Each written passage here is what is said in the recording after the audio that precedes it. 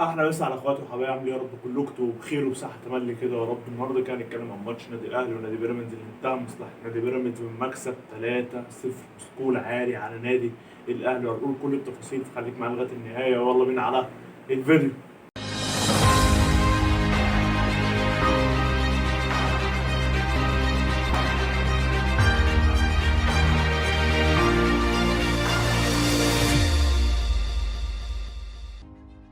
احلى مسا على اخواتي وحبايبي، عاملين ايه؟ يا رب كلكم تبقوا بخير وبصحه تملي كده يا رب. وزي ما اعتدنا باي حاجه صلى على سيدنا محمد، وبعد الصلاه على سيدنا محمد خلينا كده ساعتنا نتكلم عن الماتش اللي انتهى لمصلحه نادي بيراميدز بنتيجه 3-0. ماتش شوط اولاني، او بص هو قرار مغير كذا لاعب. يعني انت عندك مكان علي معلول ما بيلعبش، مكان هاني ما بيلعبش في وسط الملعب. الدنيا كانت برضه ديانج لسه ما بيلعبش، كان بيلعب فخري.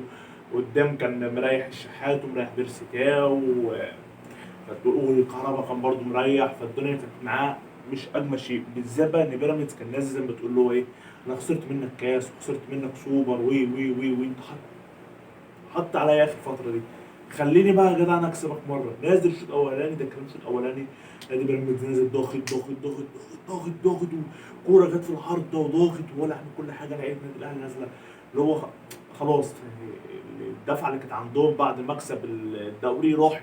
تحس ان هم لا عادي، مش بيلعبوا، مفيش هدف، مفيش هدف معنى الكلمه. نادي بيراميدز قدر اللي هو يسجل هدف، بس الهدف ذاتي. الهدف اللي سجله محمد عبد المنعم في مرماه في الدقيقة 39، هدف ذاتي. وده للعلم اللي تاني ماتش على التوالي نادي الاهلي سجل في نفسه. الماتش بتاع حرس الحدود، جول التعادل كان خالد عبد الفتاح هو اللي مسجله في نفسه. تاني ماتش هو ماتش بيراميدز اهو، كان اول جول لبيراميدز كان من محمد عبد المنعم في الدقيقة 39. ده تاني ماتش للعلم النادي الاهلي سجل اهداف في نفسه. بعد كده الشوط الاولاني زي ما قلت لك نادي الاهلي كان قصدي نادي بيراميدز هو اللي كان عامل الضغط، ودي حاجه ما شفناش طول الموسم، ان النادي الاهلي حد يعمل عليه الضغط وكمان يقعده في نص ملعبه، ودي حاجه احنا ما شفناهاش طول الموسم.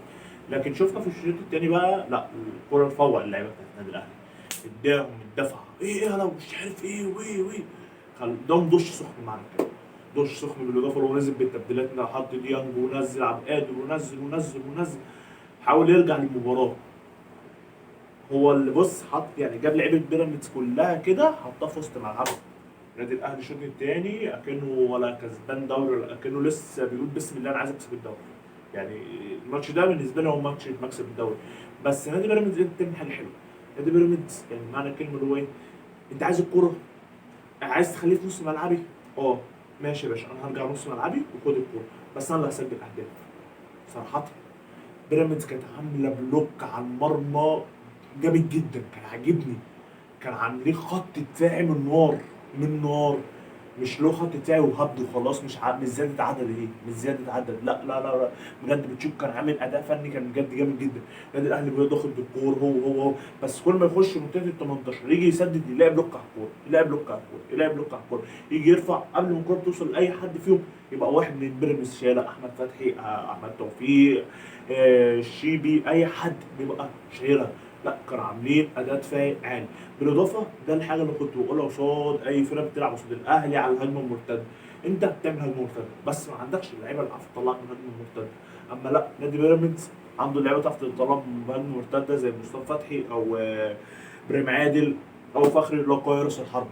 فنادي بيراميدز لما كانت الكوره تتقطع كان بيقدر يستغل ديت، اللي هو يبني كوره ويروح بالمرتده، ان هو عنده المهارات، عنده السرعات، عنده التسديد، عنده كل حاجه تخليه يعمل دي. فكان قادر يعمل دي، وبالذات اللي انت كنت بقى كان الاهلي كان مهاجم والكوره كان مهاجم بالعدد الزياده، فكان سهل للبيراميدز يعمل نقطه زي دي. شفنا جون في اخر الركاب صح، هو عجبني جدا، اخذ الاثنين طريقه واحده، فعجبني جدا الجون دوت. وبالاضافه للنجوم مصطفى فتحي اللي سدده صبري وفور من الشناوي، راحت ما فيش حد بتابع مصطفى فتحي، راح مصطفى فتحي حطها. شفنا جون بتاع فخر الرقاية ده في الدقيقة 77، وجون مصطفى فتحي في الدقيقة 92. وللعلم النادي الأهلي جاله ركلة جزاء ولكن ضيعها حسين الشحات، جت في العارضة بعد كده ردت لحسين الشحات شوط تاني. ما ينفعش اللاعب اللي شاط الكورة وخبطت في العارضة، في العارضة أو قائم أي حاجة يعني، انا دلوقتي هشوط ركله جزاء، خبطت في العرض ورديتها حطيتها جول، ما بتتحسبش، لازم تخبط في الحارس او الحارس يصد لها فترد لها شوطها، لازم الحارس يلمسها. لكن هي خبطت في العارضه وردت له فحطها جول، فالجول ما اتحسبش. ده كلامنا كله عن الماتش، كل شيء عن الماتش. خلينا نقول خبرين كده برضه يخصوا النادي الاهلي فهنقولهم في الفيديو بتاع الماتش. اول خبر، في عرض رسمي مش رسمي، عرض شفوي من إدارة النصر السعودي لإدارة النادي الأهلي، بيجزوا نبض، جز نبض كده، اللي هو إحنا عايزين الشناوي مقابل 7 مليون. النادي الأهلي قال لهم لا أنا ما عنديش مانع، بس هاخد 10 مليون جنيه. هو الرقم ضخم، يعني إذا الأهلي أخد 7 أو أخد 10 فهو الرقم ضخم، بتحويله للمصري فهو رقم ضخم، يخليك تجيب صفقة حارس كمان، ويخليك تجيب لعيبة في الفريق. يعني مش هتجيب، مش اللي هو تاخدهم تجيب لاعب واحد بس، يعني انت تجيب لعيبه كتير وتسدد فلوس وتعمل تعيش حياتك. لكن انا شايف بلاش تفرط في محمد الشناوي، انت ما عندكش حارس يعرف يعوضك في مصر عن محمد الشناوي. انت عندك حارس مصر الاول هو محمد الشناوي، افضل حارس في مصر هو محمد الشناوي، فما فيش حارس اشوفه اللي هو يعوض نادي الاهلي. تاني حاجه انت عندك علي لطفي كده كده راح نادي الزد، فاكيد مش هتجيب حارس ثالث له مصطفى شوبير تخليه حارس او اساسي، فما اظنش ديت. فاظن النادي الاهلي احسن له ما يفرطش في محمد الشناوي. تاني حاجه النادي الاهلي، اداره النادي الاهلي فقط هترفع عقوبه على، هتفرض عقوبه ماليه على حسين الشحات بسبب الخناقه اللي عملها مع محمد الشيبي لاعب نادي بيراميدز. حصلت مشاده وكان حسين الشحات هو الغلطان وكل اشهد بديت، فإدارة نادي الأهلي فرضت عليه عقوبة مالية.